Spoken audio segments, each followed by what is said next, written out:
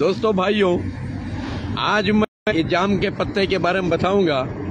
ये जाम का पत्ता एक ऐसी कुदरती दवा है दोस्तों।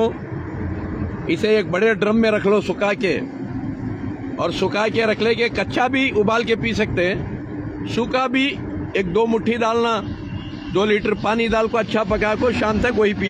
घर में पूरे वही पानी पियो, इंशाल्लाह जिंदगी में कभी शुगर कम ज्यादा नहीं होता, यानी शुगर का ट्रबल नहीं आता।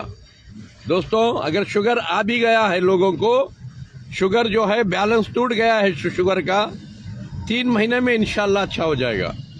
और 1 चमचा मेथी, 1 चमचा अलसी के बीज, 2 चमचा कलौंजी इसी के पानी में भिगने रखना, रात में सुबह में खा जाना। 3 महीने खाए तो शुगर फिर कंट्रोल में आ जाता है इंशाल्लाह। फिर मरे तक के गोली खाने की जरूरत नहीं पड़ती, इंश्योरेंस लेने की जरूरत नहीं पड़ती, हमेशा ताजे रहती। दोस्तों भाइयों, और यह जाम का पत्ता बड़े काम का है मेरे दोस्तों भाइयों, क्योंकि इंसान खुद बीमारियां मंगा लेता है।